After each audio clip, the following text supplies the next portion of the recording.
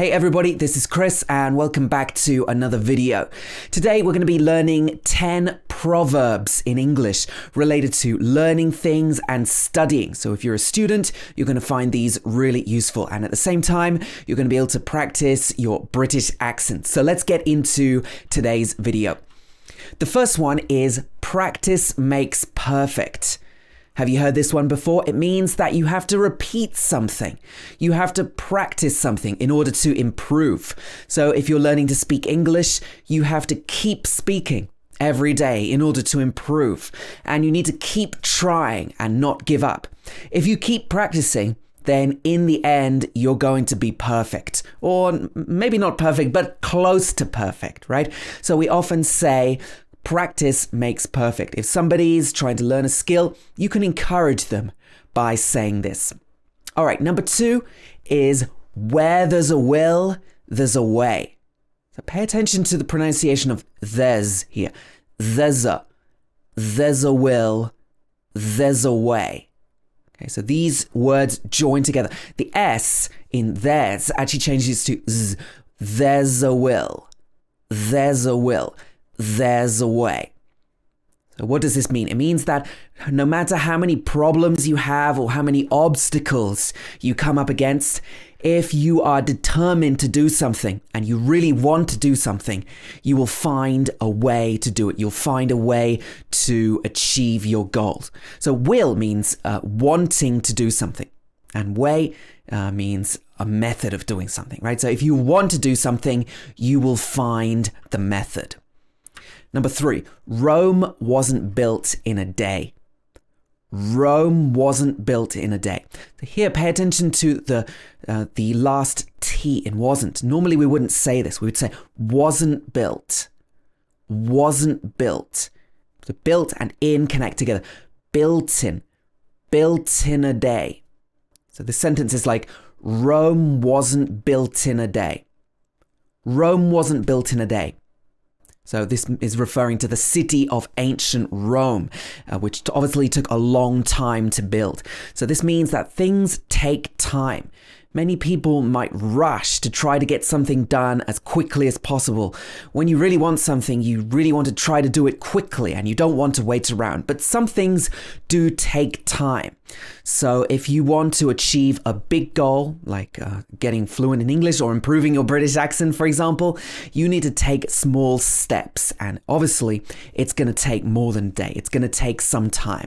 So you need to be patient and continue working in the right direction. Number 4, don't bite off more than you can chew. Bite off. Bite off. So in this sentence also, than is pronounced than. More than. More than you can chew. Don't bite off more than you can chew. So here we have bite and off. So bite obviously means taking a bite of something, like an apple or a cake, right? This means just take a little bit at once. Don't try to bite off too much. This means that you should do just what you're able to do. Don't set your goals too high at once. Just try to achieve little things and then build up over time. Number 5, don't cry over spilt milk. Don't cry over spilt milk. So here, don't, the last T in this is not pronounced. Don't cry. Don't cry.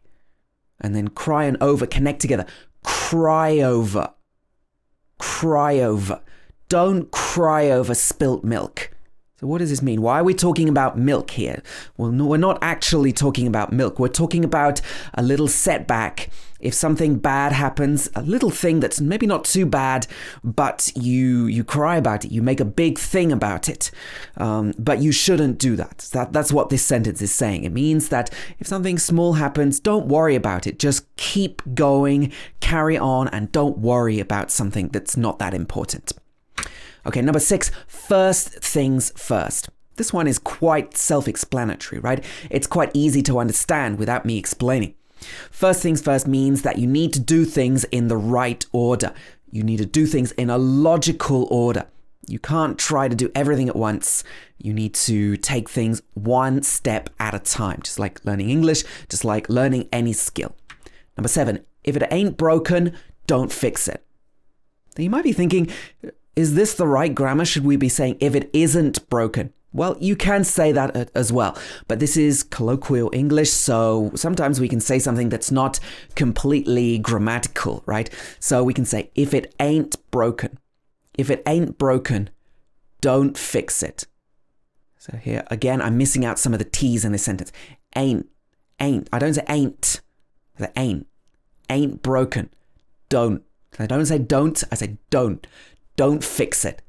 If it ain't broken, don't fix this. This means you shouldn't try to be a perfectionist. You shouldn't always try to get everything perfect, because nothing is really perfect in this world. If you've finished something and you've completed it, don't worry about small mistakes and small problems.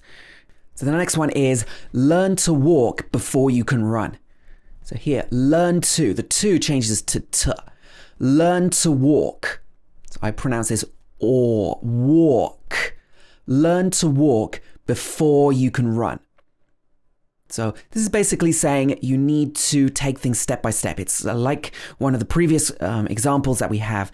It means that if you're learning a language, let's say you need to start with the basics. You need to start with some simple things before you can move on to really complicated things. Don't try to start with the complicated things. That's what this one is saying.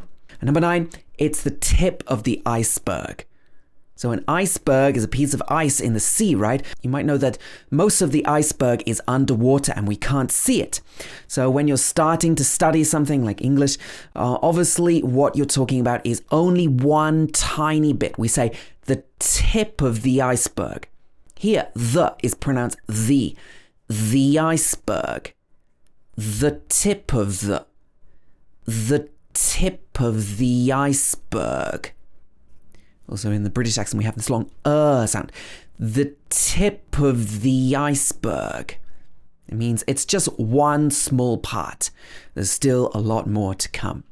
And the last one is close, but no cigar. So why are we talking about cigar here? Cigar is something that you smoke, a big fat thing that you smoke. Okay, so why is this in this expression? Well, in the old days when you were playing a game at the fairground, you're trying to win a prize, the prize might be a cigar. So if you get the cigar, that means that you've won. So what this phrase means is that you have almost succeeded. You've come very close to succeeding, but you haven't quite won. Let's say you get a B on your test and you haven't got an A, but you came really close. We might say close, but no cigar. All right, so these are 10 expressions that you can use in your studies in English and the explanations of what they mean. I really hope this has been helpful to you. Let me know if you want to see more videos about phrases and proverbs in English. I'll be happy to help. And if you want to learn more about the British accent, don't forget you can go over to my website and take my free course and study with me. You can also subscribe to this channel to get up to date with all my latest videos. And that's all for this time. Thanks for watching. Let me know what you want to see. Give me your comments and suggestions, and I will see you again really soon. Take care, everybody.